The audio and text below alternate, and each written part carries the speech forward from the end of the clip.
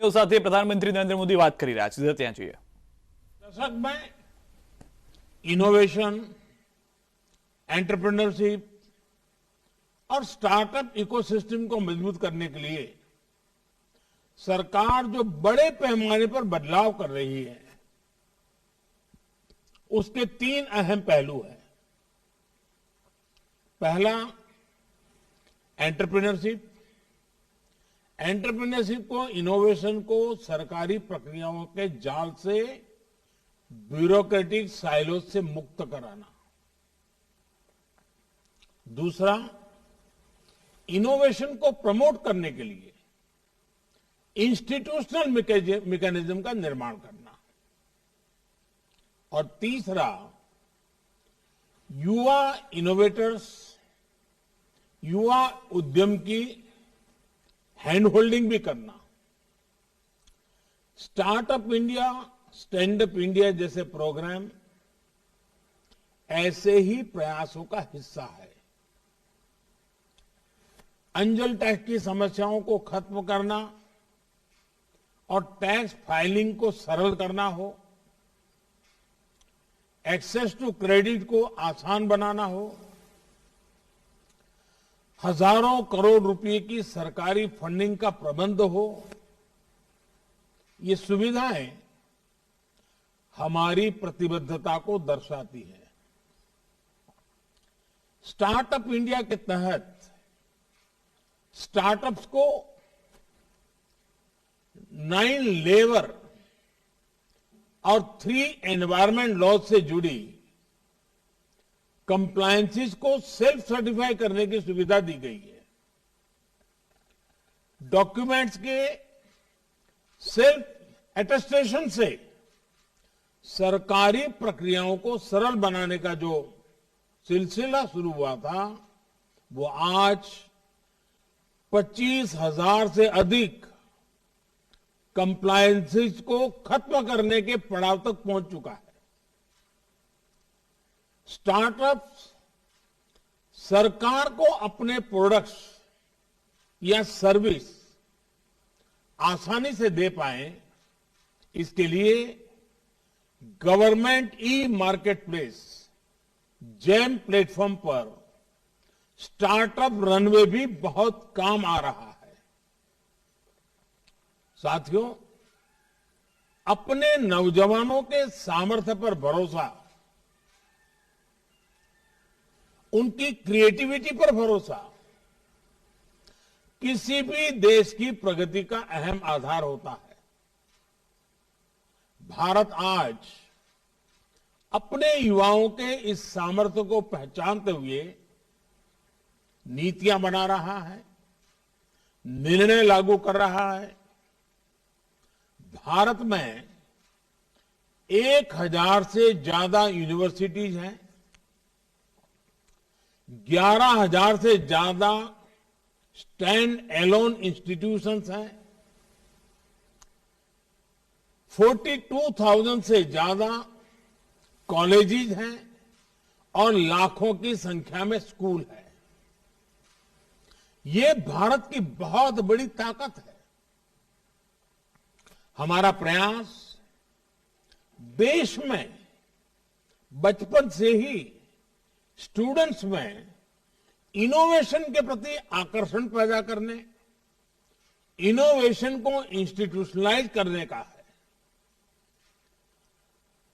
9,000 से ज्यादा अटल tinkering labs आज बच्चों को स्कूलों में इनोवेट करने, नए आइडियाज पर काम करने का मौका दे रही है।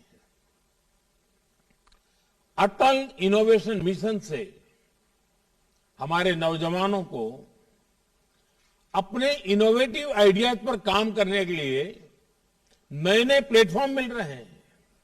इसके अलावा देश भर के स्कूलों और कॉलेजों में हजारों लैब्स का नेटवर्क हर क्षेत्र में इनोवेशन को बढ़ावा देता है।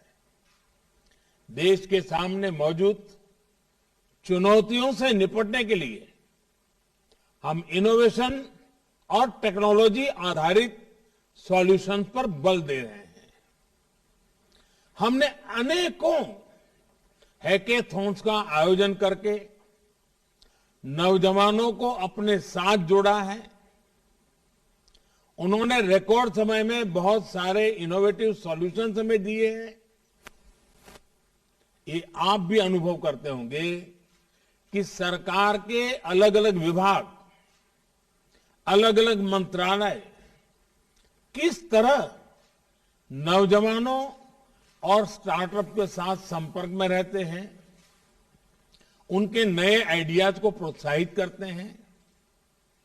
चाहे नए ड्रोन रूल्स हो या फिर नई स्पेस पॉलिसी, सरकार की प्राथमिकता ज्यादा से ज्यादा युवाओं को इनोवेशन का मौका देने की है। हमारी सरकार ने आईपीआर रजिस्ट्रेशन से जुड़े जो नियम होते थे उन्हें भी काफी सरल कर दिया है। केंद्र और राज्य सरकारें मिलकर आज देश में सैकड़ों इनक्यूबेटर्स को सपोर्ट कर रही है। आज देश में आई क्रिएट जैसे संस्थान इनोवेशन इकोसिस्टम को बढ़ाने में बहुत महत्वपूर्ण रोल प्ले कर रहे हैं। आई क्रिएट यानी international centre for entrepreneurship and technology, ये संस्थान अनेकों स्टार्टअप्स को मजबूत शुरुआत दे रहा है, इनोवेशन को प्रोत्साहित कर रहा है और साथियों, सरकार के इन प्रयासों का हम असर भी देख रहे हैं। वर्ष 2013-14 में जहां 4000 पैटेंट्स को स्वीकृति मिली थी, वहीं पिछले वर्ष 28,000 से ज्यादा पेटेंट्स ग्रांट किए गए हैं। वर्ष 2013-14 में जहां करीब 70,000 ट्रेडमार्क्स रजिस्टर हुए थे, वहीं 2021 में 2.5 लाख से ज्यादा ट्रेडमार्क रजिस्टर किए गए हैं। वर्ष 2013-14 में जहां सिर्फ 4,000 कॉपीराइट ग्रांट किए गए थे, पिछले साल इनकी संख्या बढ़कर 16,000 के भी पार हो गई है। इनोवेशन को लेकर भारत में जो अभियान चल रहा है, उसी का प्रभाव है कि ग्लोबल इनोवेशन रैंकिंग में बहुत सुधार आया है। वर्ष 2015 में इस रैंकिंग में भारत 81 नंबर पर रुका पड़ा था। अब इनोवेशन इंडेक्स में भारत 46 नंबर पर है, 50 से नीचे आया है। साथियों, भारत का स्टार्टअप इकोसिस्टम आज दुनिया में अपना परचम लहरा रहा है। ये भारत के स्टार्टअप इकोसिस्टम की ताकत है कि वो पैशन से, सिंसियरिटी से और इंटीग्रिटी से भरा हुआ है। ये भारत के स्टार्टअप इकोसिस्टम की ताकत है कि वो लगातार खुद को डिस्कवर कर रहा है, खुद को सुधार रहा है, अपनी ताकत बढ़ा रहा है। वो लगातार एक लर्निंग मोड में है, चेंजिंग मोड में है, नई नई स्थितियां, परिस्थितियों के मुताबिक खुद को ढाल रहा है। आज किसी से ये देखकर गौरव नहीं होगा कि भारत के स्टार्टअप्स 55 अलग अलग इंडस्ट्री से काम कर रहे हैं। हर किसी को गर्व होगा। 5 साल पहले देश में जहां 500 स्टार्टअप्स भी नहीं थे, आज उनकी संख्या बढ़कर 60,000 60,000 तक पहुंच चुकी है। आपके पास इनोवेशन की शक्ति है, आपके पास नए आइडियाज हैं, आप नौजवान ऊर्जा से भरे हुए हैं और आप बिजनेस के तौर तरीके बदल रहे हैं। Our startups are changing the rules of the game. इसलिए मैं मानता हूं startups are going to be the backbone of new India.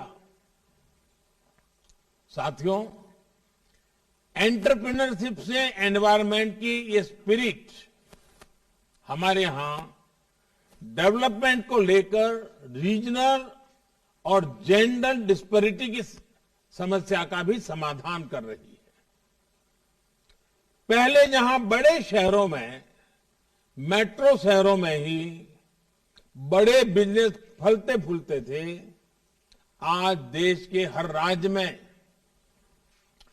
625 से अधिक जिलों में कम से कम एक स्टार्टअप है। आज करीब आधे स्टार्टअप्स टियर 2 और टियर 3 सिटीज में है। ये सामान्य गरीब परिवारों के युवाओं के आइडिया को बिजनेस में बदल रहे हैं। इन स्टार्टअप्स में आज लाखों युवाओं को रोजगार मिल रहा है। साथियों, जिस स्पीड और जिस स्केल पर आज भारत का युवा स्टार्टअप बना रहा है, वो वैश्विक महामारी के इस दौर में भारतीयों की प्रबल इच्छा शक्ति और संकल्प शक्ति का प्रमाण है। पहले बेहतरीन से बेहतरीन समय में भी इक्का दुक्का कंपनियां ही बड़ी बन पाती थी, लेकिन बीते साल तो 42 यूनिकॉर्न 42 यूनिकॉर्न हमारे देश में बने हैं। हजारों करोड़ रुपए की ये कंपनियां आत्मनिर्भर होते आत्मविश्वासी भारत की पहचान है। आज भारत तेजी से यूनिकॉर्न की सेंचुरी लगाने की तरफ बढ़ रहा है और मैं मानता हूं भारत के स्टार्टअप का स्वर्णिम काल तो अब शुरू हो रहा है। भारत की जो विविधता है वो हमारी बहुत बड़ी ताकत है। हमारी डायवर्सिटी हमारी ग्लोबल आइडेंटिटी है। हमारे यूनिकॉर्न्स और स्टार्टअप्स इसी डायवर्सिटी के मैसेंजर हैं। सिंपल डिलीवरी सिस्टम से लेकर सर्विस से लेकर पेमेंट सॉल्यूशन और कैब सर्विस तक आपका विस्तार बहुत बड़ा है। आपके पास भारत में ही डाइवर्स मार्केट्स, डाइवर्स कल्चर्स और उसमें काम करने का इतना बड़ा अनुभव है। इसलिए भारत के स्टार्टअप खुद को आसानी से दुनिया के दूसरे देशों तक पहुंचा सकते हैं। इसलिए आप अपने सपनों को सिर्फ लोकल न रखें, ग्लोबल बनाएं। इस मंत्र को याद रखिए, let us innovate for India, innovate from India. साथियों, आजादी के अमृत काल में ये सबके लिए जुट जाने का समय है। ये सबका प्रयास से लक्ष्यों की तरफ बढ़ने का समय है। मुझे खुशी हुई जब एक ग्रुप ने पीएम गति शक्ति नेशनल मास्टर प्लान को लेकर अहम सुझाव दिया। गति शक्ति प्रोजेक्ट में जो एक्स्ट्रा स्पेस है उसका उपयोग ईवी चार्जिंग इंफ्रास्ट्रक्चर के निर्माण के लिए किया जा सकता है। इस मास्टर प्लान में आज ट्रांसपोर्ट, पावर, टेलीकॉम सहित पूरे इंफ्रास्ट्रक्चर ग्रिड को सिंगल प्लेटफॉर्म पर लाया जा रहा है। मल्टी मॉडल और मल्टीपर्पज एसेट्स के निर्माण के इस अभियान में आपकी भागीदारी बहुत जरूरी है।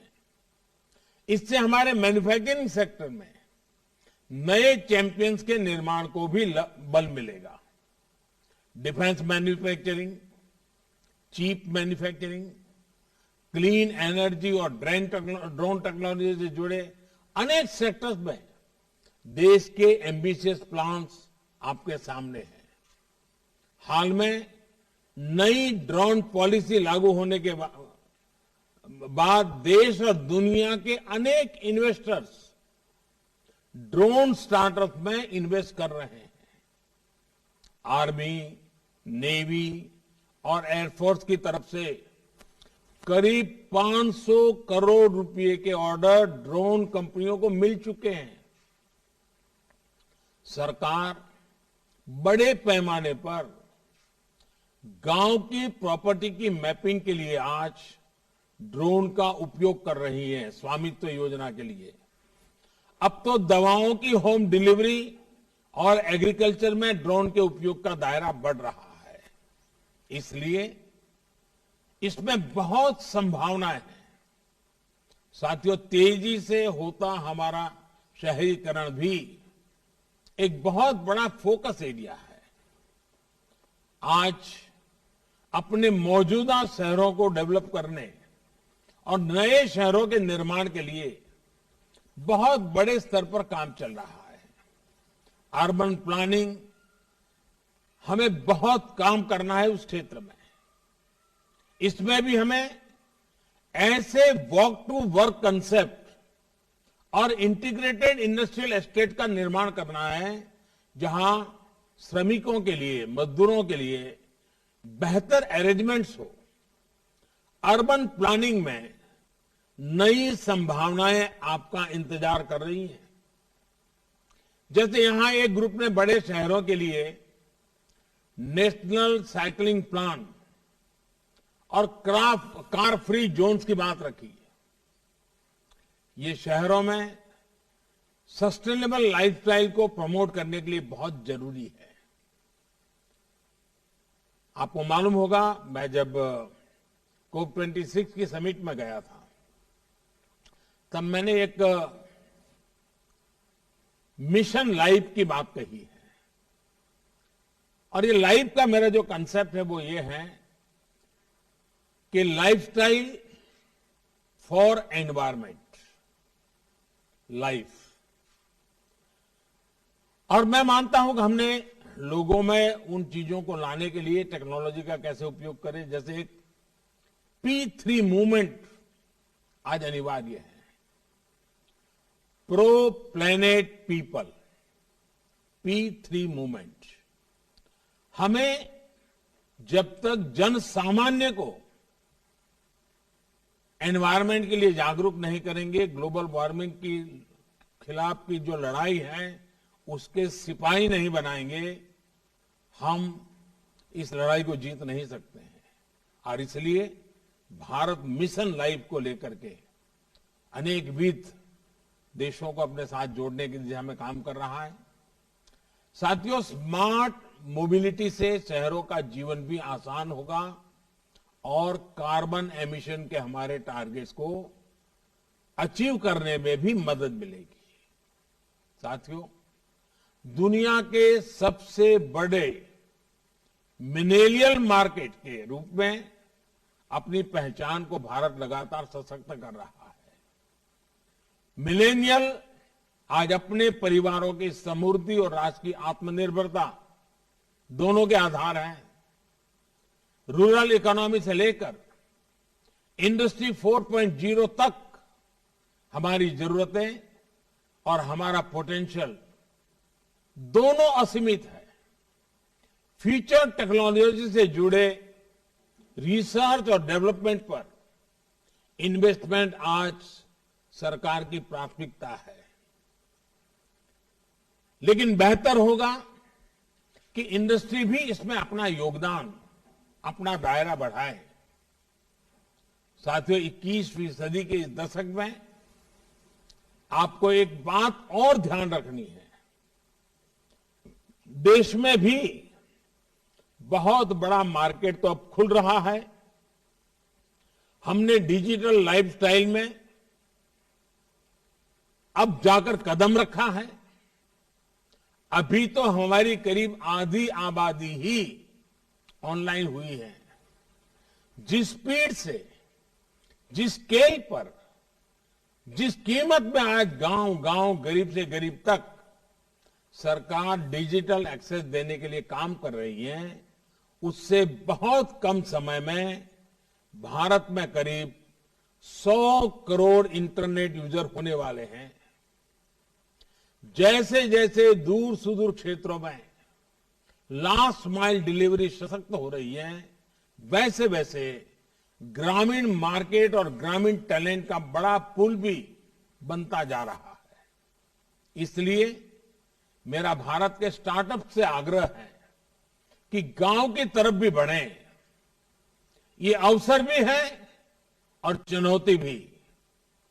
मोबाइल, इंटरनेट, ब्रॉडबैंड कनेक्टिविटी हो या फिजिकल कनेक्टिविटी, गांव की आकांक्षाएं आज बुलंद हो रही हैं। रूरल और सेमी अर्बन एरिया एक्सपांशन की नई वेव की राह देख रहे हैं।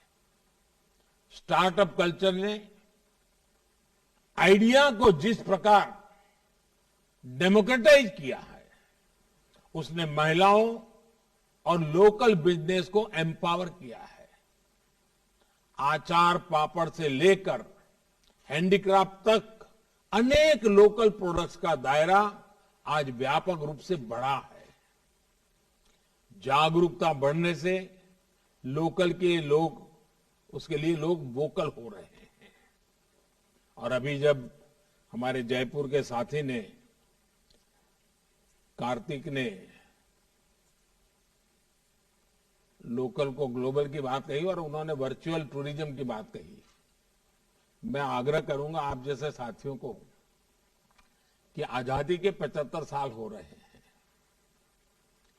क्या आप देश के स्कूल कॉलेज के बच्चों का एक कंपटीशन करें और वे अपने जिले में, अपने शहर में आजादी से जुड़ी जो घटनाएं हैं, जो स्मारक है, इतिहास के जो पन्ने हैं, उसका वर्चुअल क्रिएटिव वर्क करें और आप जैसे स्टार्टअप उसको कंपाइल करें और आजादी के 75 साल निमित्त वर्चुअल टूर के लिए देश को निमंत्रित किया जाए।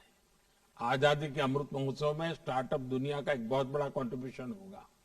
तो आपका विचार अच्छा है, उस विचार को किस रूप में लाया जाए, उसकी अगर आप शुरुआत करेंगे तो मैं पक्का मानता हूं कि इसको हम आगे बढ़ा सकते हैं। साथियों, कोविड लॉकडाउन के दौरान हमने देखा है कि लोकल स्तर पर कैसे छोटे छोटे इनोवेटिव मॉडल्स ने लोगों का जीवन आसान किया है। छोटे लोकल बिजनेस के साथ कोलैबोरेशन का एक बहुत बड़ा अवसर स्टार्टअप्स के पास है। स्टार्टअप्स इन लोकल बिजनेस को एम्पावर कर सकते हैं, एफिशिएंट बना सकते हैं। छोटे बिजनेस देश के विकास की रीढ़ है और स्टार्टअप्स नए गेम चेंजर है। ये साझेदारी हमारे समाज और इकोनॉमी दोनों को ट्रांसफॉर्म कर सकती है। विशेष रूप से विमेन एम्प्लॉयमेंट को इससे बहुत बल मिल सकता है। साथियों, यहां एग्रीकल्चर से लेकर हेल्थ, एजुकेशन, टूरिज्म सहित हर सेक्टर में सरकार और स्टार्टअप की साझेदारी को लेकर अनेक सुझाव आए हैं।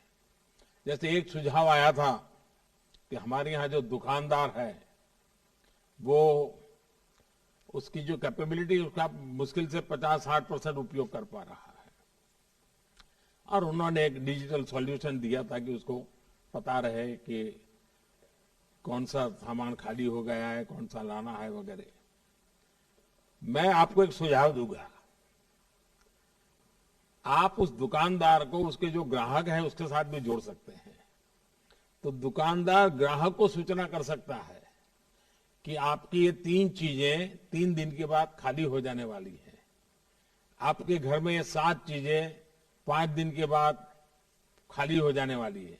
उसको मैसेज जाएगा तो घर वाले जो है उनको भी डिब्बे नहीं खंगालने पड़ेंगे किचन में कि सामान है कि नहीं है, फलाना है कि नहीं, टिकना है कि नहीं है। ये आपका दुकानदार ही उसको मैसेजिंग कर सकता है। एंड आप इसको बहुत बड़ा प्लेटफॉर्म के रूप में भी कन्वर्ट कर सकते हैं। सिर्फ दुकान की एफिशिएंसी नहीं, परिवार की रिक्वायरमेंट के लिए भी उनको दिमाग खपाना नहीं पड़ेगा। आपका मैसेज ही चले जाएगा कि आपकी हल्दी 1 महीने के लिए ले गए थे, 3 दिन के बाद खत्म होने वाली है। तो आपको बाजार एक बहुत बड़ा आप एग्रीगेटर बन सकते हैं, आप एक बहुत बड़ा ब्रिज बन सकते हैं। साथियों, मैं आपको आश्वस्त करता हूं कि युवाओं के हर सुझाव, हर आइडिया, हर इनोवेशन को सरकार का पूरा सपोर्ट मिलेगा। देश को आजादी के 100वें वर्ष की तरफ ले जाने वाले ये 25 साल बहुत महत्वपूर्ण है दोस्तों, और आपके लिए सर्वाधिक महत्वपूर्ण है। ये इनोवेशन यानी आइडियाज, इंडस्ट्री एंड इन्वेस्टमेंट का नया दौर है। आपका श्रम भारत के लिए है, आपका उद्यम भारत के लिए है, आपकी वेल्थ क्रिएशन भारत के लिए है, जॉब क्रिएशन भारत के लिए है। मैं आपके साथ मिलकर के, कंधे से कंधा मिला करके आप नौजवानों की ऊर्जा को देश की ऊर्जा में परिवर्तित करने के लिए पूरी तरह प्रतिबद्ध हूं। आपके सुझाव, आपके आइडियाज, क्योंकि आप एक नई जनरेशन है जो नए तरीके से सोचते हैं, जो व्यवस्थाओं को समझना, स्वीकारना बहुत आवश्यक हो गया है। और मुझे विश्वास है कि 7 दिन के मंथन से जो चीजें निकली हैं, सरकार के सभी विभाग इसको बड़ी गंभीरता से लेते हुए सरकार में इसका कैसे उपयोग हो, सरकार की नीतियों में कैसे इसका प्रभाव हो, सरकार की नीतियों के द्वारा समाज जीवन को इसको कैसे लाभ करता हो, इन सारे विषयों का लाभ होने वाला है। मैं इसलिए आप सबको इस कार्यक्रम में सहभागी होने के लिए आपका अमूल्य समय, क्योंकि आप आइडियाज की दुनिया के लोग हैं और इसलिए आपका समय आइडियाज में ही रहता है, और वो आइडियाज आपने सबके बीच बांटे, वो भी एक बहुत बड़ा काम है। मैं आपको बहुत बहुत शुभकामनाएं देता हूं। मकर संक्रांति का पावन पर्व, अभी भी हवा में वही माहौल है। उस बीच कोरोना में आप अपना ध्यान रखिए। बहुत बहुत धन्यवाद।